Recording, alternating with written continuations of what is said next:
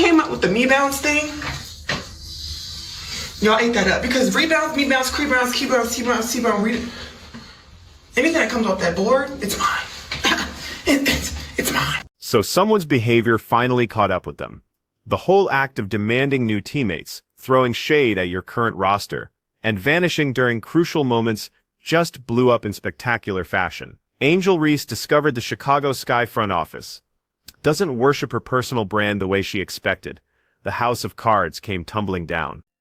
Plans on remaining with the Chicago Sky after Rocky in the 2025. You may be like, Rocky, question mark? Yeah, you don't remember? She threw all of her teammates under the bus and then ran the bus over them. In that interview that came out, I think it was the Chicago Sun-Times. And her teammates, nah, they wasn't happy. The organization just delivered a brutal wake-up call by selecting Camila Cardoso as their Player of the Year. Talk about a reality slap for someone who believed she was bulletproof. This decision exposes exactly how the franchise really feels about Reese's actual worth and suggests her Chicago days might be numbered sooner than anyone imagined. The whole Barbie persona just crashed into cold, hard business reality. She may not want to come back, or maybe she's decided I want to come back, but do the Chicago Sky actually want her? Tell us what you think.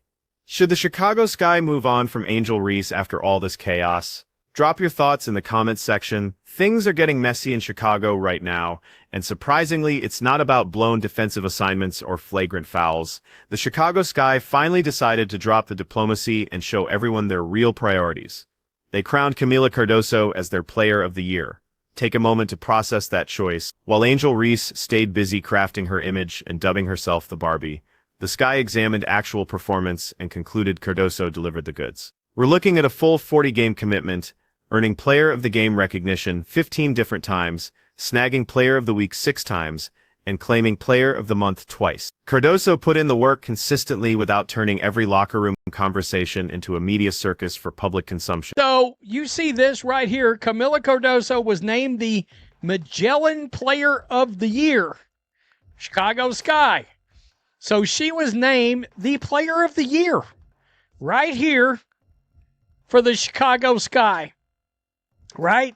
15 times Chicago Sky Player of the Game. All right, 6 times Chicago Sky Player of the Week.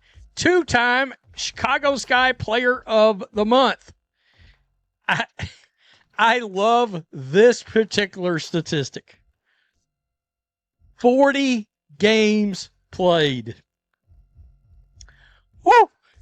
A lot can be taken from the 40 games played statistic, right?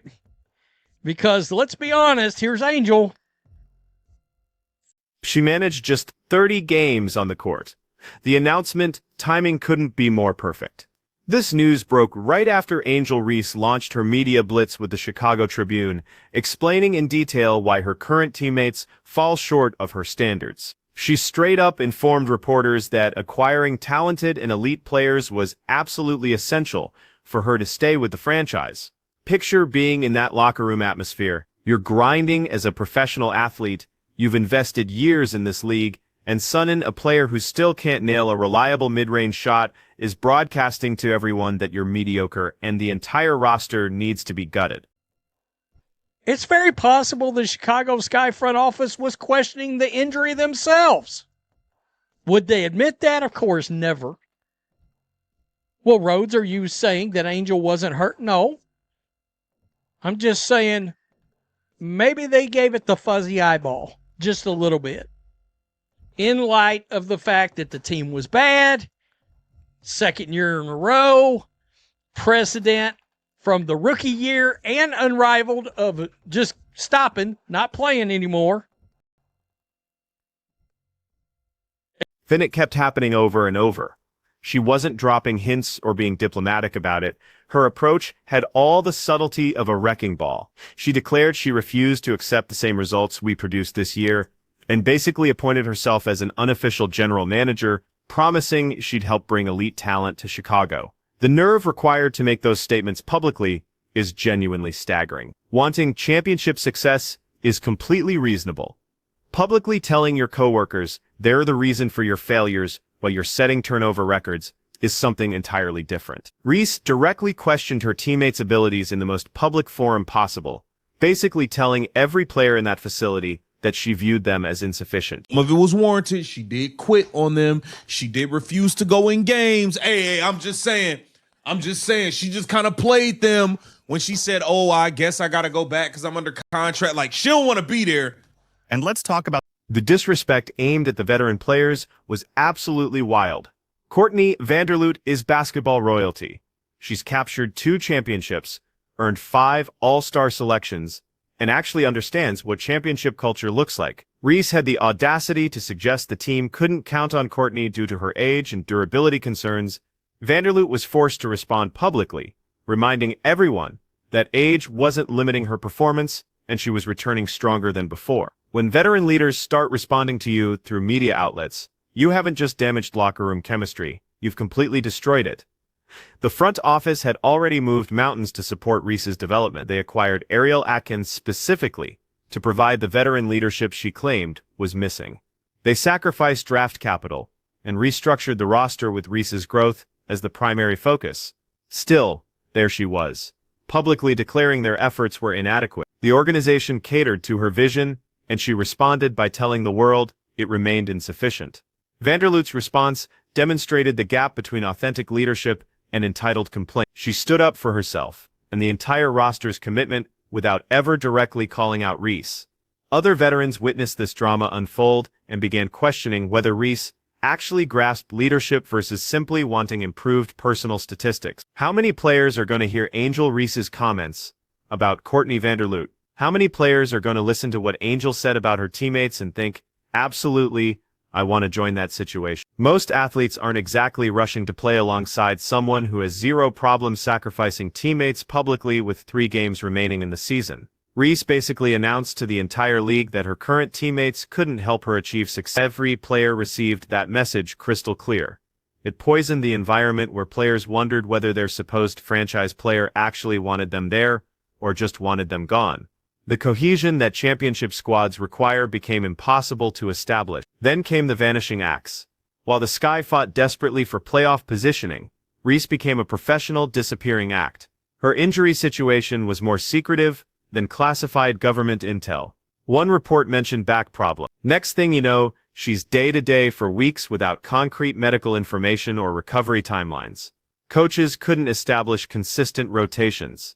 Teammates had no idea who would be suited up for games. The entire situation created pandemonium that affected every practice session in game preparation.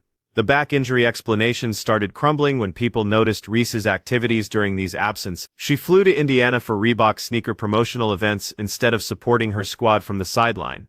She posted about conquering her rival's territory while her actual teammates were getting demolished back in Chicago. She actively promoted her shoe launch on social platforms like it was the most important event happening, completely ignoring her team's downward spiral. Fans started calling her the disappearing Barbie because she vanished whenever responsibility appeared. The secrecy around her condition made everything worse. Other franchises provided clear injury reports and expected return dates. Chicago kept repeating day-to-day like they were guarding state secrets. Her technical foul accumulation revealed an even uglier picture of her mental approach. Reese collected 8 technicals throughout the season, triggering an automatic suspension. The final technical happened when she contacted Aaliyah Edwards in the head during a rebounding battle. The league immediately applied the penalty without hesitation. The suspension occurred right before a critical matchup against the Indiana Fever, the exact game everyone was anticipating. Reese's emotional instability cost her team when they desperately needed her presence. The Sky organization was forced to take additional measures. They suspended Reese for conduct detrimental to the team based on her comments during required media sessions. The team kept it internal, but that designation spoke volumes. Reese had violated standards that professional organizations couldn't overlook. The half-game suspension seemed like a weak compromise that showed the Sky were torn between disciplining their problematic player and needing her for revenue generation. Here's what really exposed Reese's impact on team success. The Sky actually performed better without her presence on the court. Ball movement improved dramatically. Possessions appeared less frantic and disorganized. The team didn't seem burdened by a player who demanded touches and consistently turned the ball over. Reese led the league in turnovers despite missing substantial time during the season, 101 turnovers across 26 games. That's definitely a record for the ages, just not one worth celebrating. She gets her shots blocked 20% of the time when shooting within 9 feet of the basket. Critics accurately describe her efficiency as absolutely terrible. Teammates began questioning where Reese's real priorities lay. She demanded roster upgrades while strategically making herself unavailable. Veterans who had sacrificed everything to establish winning traditions watched Reese prioritize marketing opportunities over team achievement. The difference was impossible to overlook. She wanted superior players, but wouldn't consistently compete alongside the ones already there. The players-only meeting that teammates organized to confront Reese's public statements should never have been required. Professional athletes shouldn't need to challenge their supposed leader about fundamental team loyalty. Rachel Bannum expressed the exhaustion everyone experienced when she said, "Honestly, I just don't care anymore. I'm completely done with all this drama." That's a veteran player admitting she was tired of the endless chaos. Ariel Atkins, the exact player they acquired specifically to support Reese, had to address the situation by stating, "We're definitely aware of what happened. We're handling it internally." Even coach Tyler Marsh described managing Reese's comments as a complete organizational decision. The locker room fractured immediately. Chicago's team chemistry imploded because dependability forms the backbone of professional sports. Players must know who's going to be available. Coaches need to know who's ready for strategic planning. Fans deserve to know their star player prioritizes winning above everything else. Reese's disappearing acts shattered all of that trust. She fostered a toxic atmosphere where nobody could depend on their supposed cornerstone player. The Sky learned that having someone who demands perfection from others while failing to meet basic professional expectations creates complete organizational breakdown. While Chicago was drowning in controversy, Indiana was demonstrating what genuine transformation actually looks like. Their star player handled personal challenges with complete openness and honesty. When she dealt with an ear problem that impacted her hearing during competition, she explained the situation transparently. She never created excuses or generated confusion around her playing status. The Fever always understood exactly her physical and mental condition. She traveled with the squad even during periods when she couldn't compete. She remained on the bench throughout games, encouraging teammates and staying connected with every play. That type of leadership creates culture that can't be purchased with sneaker endorsements. She consistently highlighted her teammates' defensive growth and rebounding reliability. She praised her teammates' shooting accuracy and called them the most dependable players on the team. She elevated them in interviews rather than destroying their confidence. She discussed their resilience and connection, how they supported each other through everything. That selfless approach created opportunities that helped everyone succeed. The chemistry developed in Indiana became legendary throughout the league. They invested extra hours after official practice working on timing and floor spacing. The mutual respect created trust that directly translated to victories. Their improvement proved what positive influence can achieve. Players transformed from struggling with self-doubt to becoming the league's most reliable contributors. They created easy scoring opportunities for each other and celebrated defensive stops like game-winning play. Indiana's ticket sales exploded because fans witnessed the authentic chemistry being built. Games became essential viewing, not just for individual talent but for how the entire roster played as one unit.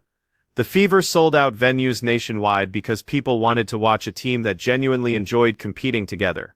The positive atmosphere became infectious and converted directly into financial success. The playoff run that nobody predicted happened because championship habits were established from the beginning. Excellence was expected from yourself before demanding anything from teammates. Arriving early, staying late, and elevating everyone around you through work ethic, that's the winning formula. The Fever transformed from lottery team to playoff threat because their star understood that individual achievements mean absolutely nothing without team success. Compare that to Chicago, where their star refuses to enter games during crucial moments because she's actively trying to force her departure. Reese has spent months trying to force her exit from the Sky, and her actions have made it obvious she wants nothing to do with this organization. But here's the reality check.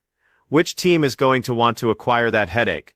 Who wants a player who publicly destroys her roster, skips games for marketing events, leads the league in turnovers, and expects free agents to take a leap of faith just to play in her city? Reese's statements didn't just attack the current roster, they contaminated the well for the franchise's entire future. How do you trust a teammate who publicly announces you're inadequate? How do you compete for someone who's already broadcast to the world that you're part of the failure? Chicago discovered the painful lesson that talent without dependability and leadership equals complete dysfunction. The Sky's choice to name Camila Cardoso as Player of the Year represents the ultimate rejection of Angel Reese. It's the franchise confessing that their supposed superstar isn't actually their best player, or even their most valuable asset. They selected the player who appeared every single day and supported her teammates over the one who generated constant drama and disappeared during pressure moments. Cardoso earned recognition through consistency and professionalism, while Reese destroyed hers through entitlement and ego. The Chicago Sky have obviously witnessed enough chaos and are shifting toward a different philosophy by valuing players who actually show up when needed. Turns out that being a Barbie isn't sufficient to lead a franchise when your production ranks at the bottom of the league and your leadership is completely absent. If you enjoyed this analysis of the Chicago chaos and Cardoso's emergence, smash that like button immediately. Subscribe to the channel so you never miss updates on the latest WNBA chaos and developments. Let us know in the comments whether you think Reese will still be wearing this uniform next season. Catch you in the next video.